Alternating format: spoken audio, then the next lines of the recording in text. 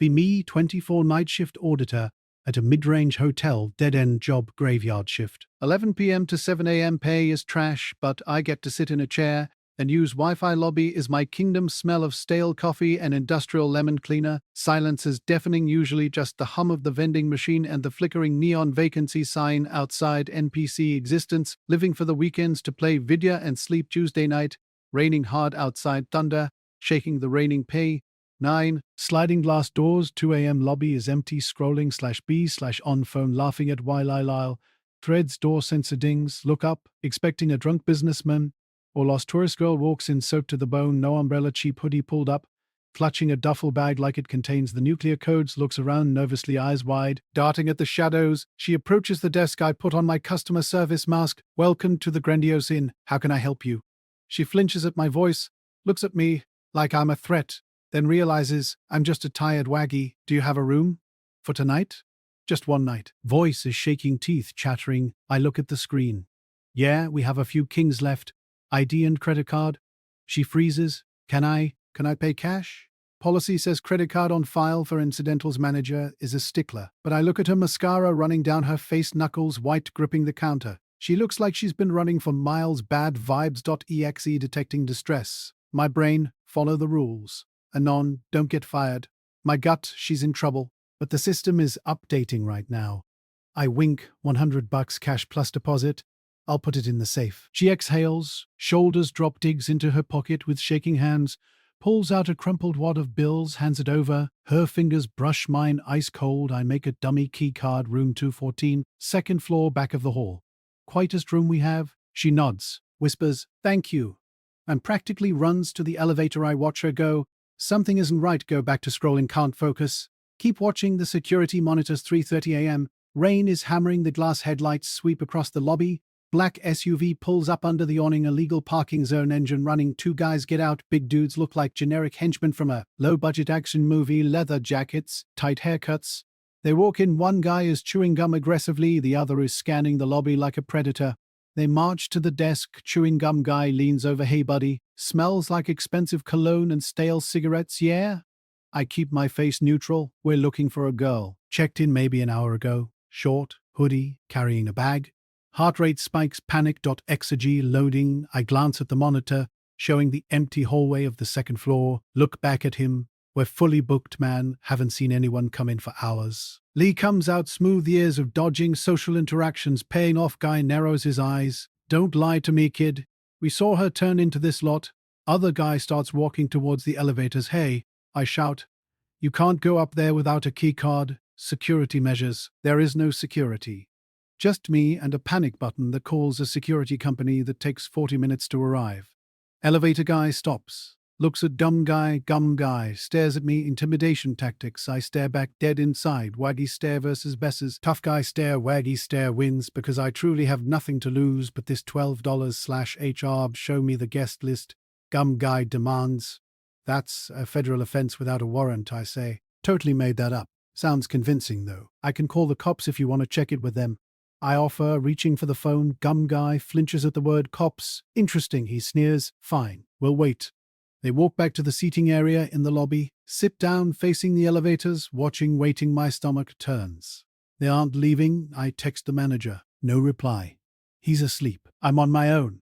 I pull up the hotel messaging system, send a message to room 214's. TV screen, 2 men in lobby looking for you. Don't come down. I told them nothing. Front desk, watch the monitor, see the light in 214. Go out immediately. She knows I sit there for an hour staring contest with the goons. They are whispering.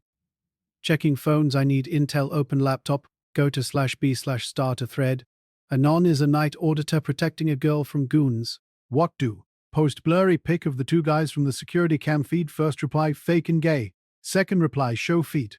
Third reply, OP is gonna die. Standard procedure then. The autists arrive. Reply 45. Wait. Zoom in on the jacket. Is that a logo? I zoom in on the cam feed, crop the image, post it. Generic security firm logo? No. It's a private club logo from the city over, the Vesper Club. Anons go to work Googling, checking geotags. Reply 89. Bro, that's not a club. That's a front for the Russo family. Local mob wannabes. My face when I'm staring at mob enforcers. Sweat.jpg goons are getting restless. One gets up. walks to the vending machine, kicks it when his chips get stuck. I yell, "Hey, don't break the machine." He flips me off. I need to get them out idea. PNG, I call the non-emergency police line. "Hi, there are 2 men loitering in my lobby, harassing guests, refuse to leave. They look intoxicated." Dispatch says, "A unit is on the way. ETA 20 minutes. I post update to thread. Anons are cheering. Operation White Knight engaged. One anon finds the guy's Facebook based on the blurry face, and the jacket name is Marcus. Posts pics of his lifted truck and hustle culture quotes. Definitely a douche. Another anon finds his license plate from a previous post. If that SUV outside has plate number J8K22L, it's him. I peer out the window, can't see the plate, but the SUV matches. 20 minutes pass. Cops show up, blue lights flash, goons see the lights, they panic. They stand up immediately. Gum guy points a finger at me. "You made a mistake, kid." They rush out the side exit before the cops even enter. I hear tires screeching. Cops walk in. "Where are the guys?" They ran out the side. Black SUV. Cops shrug. "We'll patrol the area." They leave after taking a vague report. Useless, but at least the lobby is clear. I message the room again. They're gone. Police came. Coast is clear for now. 5 minutes later, elevator dings. Girl comes out still in the hoodie holding a sketchbook. She walks to the desk, eyes red. "Did they leave?" "Yeah, scared them off with the cops." She lets out a breath she's been holding for hours. "Thank you." "Seriously, you didn't have to do that." "It's fine, I was bored anyway." She manages a weak smile. "I'm Sarah. I'm a nom." She hesitates. "Can I sit here? I don't want to be alone in the room." "Sure, pull up a chair." She drags a lobby chair behind the desk. Forbidden zone, but whatever. We sit in silence for a bit.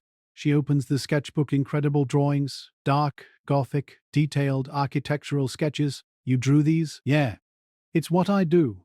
Or what I want to do." She starts talking. Dan Brake's ex-boyfriend is the son of some real estate mogul, psycho-controlling.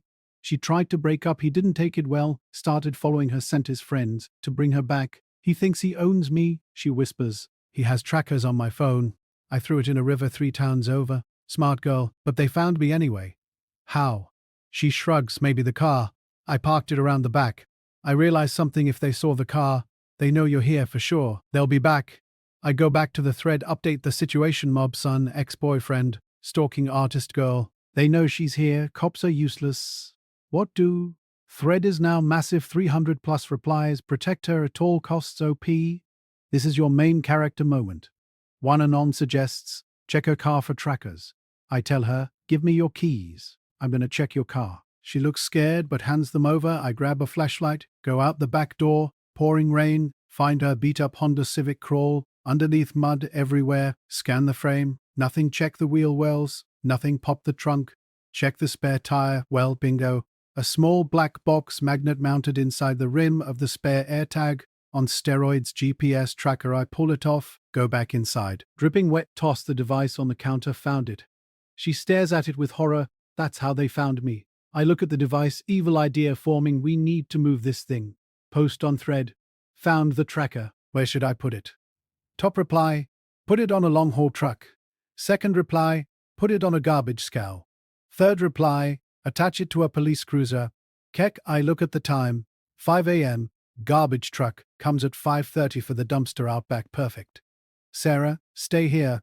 Watch the cameras. I run out back again, wait in the rain. Garbage truck rumbles in. Big mechanical arm lifts the dumpster. While the driver is distracted checking his mirrors, I run up. Stick the magnetic tracker onto the rear bumper of the truck. Truck drives off, heading for the landfill across the state line. I run back inside, adrenaline pumping. Done. They're going to be chasing garbage. She laughs, actual, genuine laugh. Beautiful sun starts coming up. Shift is ending soon. Relief guy comes at 7. I don't want to leave her. What are you going to do? I ask. I can't go home. You can stay here. I'll comp the room for a few days. I know the override codes. I can't ask you to do that. I'm offering. Just stay low. She nods. Looks at me. Why are you helping me? I shrug, 'cause fuck those guys. She smiles. Go home. Sleep for 4 hours, wake up, check thread. It's archived, new thread started. Hotel Hero General.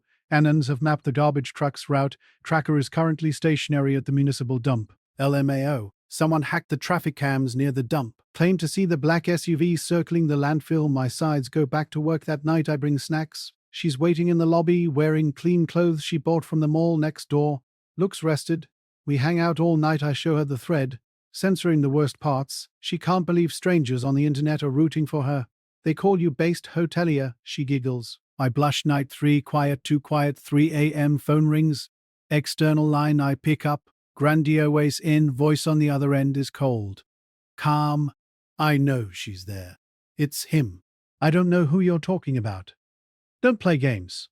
My guys saw the car. We know you moved the tracker. Sir, if you threaten me, I'm recording this call. I'm coming to get her. If you get in my way, I'll buy that shithole hotel and fire you.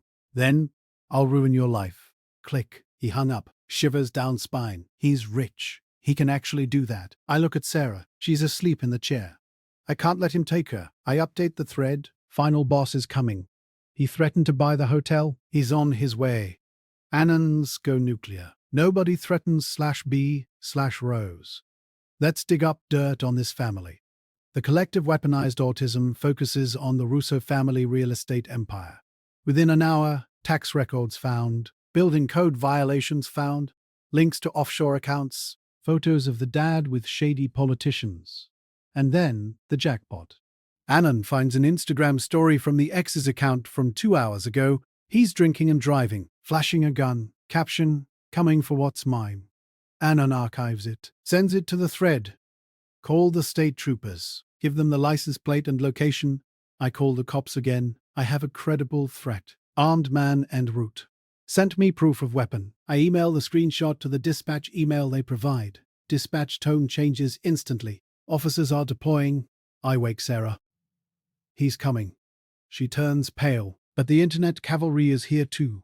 We wait. 4:30 a.m. We hear an engine roaring. Not an SUV this time, a sports car. Screeches into the parking lot. Hits the curb. Guy stumbles out. Rich kid. Look. Wasted. Holding something in his hand. Crowbar? No. Tire iron. He smashes the sliding glass door. Glass shatters everywhere. Sarah screams. I grab the fire extinguisher from behind the desk. Jump over the counter. Adrenaline overdose. He steps into the lobby. Sarah, he screams. He sees me. You little shit. He raises the tire iron. I pull the pin. Blast him in the face with CO2 foam. He chokes, blinded, swings wildly, hits a lamp. I tackle him. I'm not a fighter. I'm a gamer, but he's drunk and blind. We crash to the floor. I'm punching blindly. He bites my arm. I yell in pain. Sarah runs up, smashes a heavy decorative vase over his head. Crack. He goes limp. Silence. We stare at each other, panting. Blood on my uniform. Foam everywhere. Sirens in the distance. Getting louder. Cops swarm the place. Guns drawn. Get on the ground. We comply. They cuff the ex. Paramedics check him out. Concussion. They take my statement. Show them the video threat. Show them the damage. Police captain shakes my hand. You got lucky, son. This kid is bad news. They arrest him. DUI, assault with a deadly weapon, breaking and entering, stalking. His dad's lawyers can't fix this one. Too much evidence, plus the Annons sent the tax fraud info to the IRS and local news stations. Morning news headlines, real estate heir arrested in hotel rampage, family business under investigation for fraud. We did it. Hotel manager arrives at 8 a.m., sees the shattered door, sees the mess, sees me, bandaged arm, drinking a Red Bull. He starts screaming, "You're fired! What did you do to my lobby?"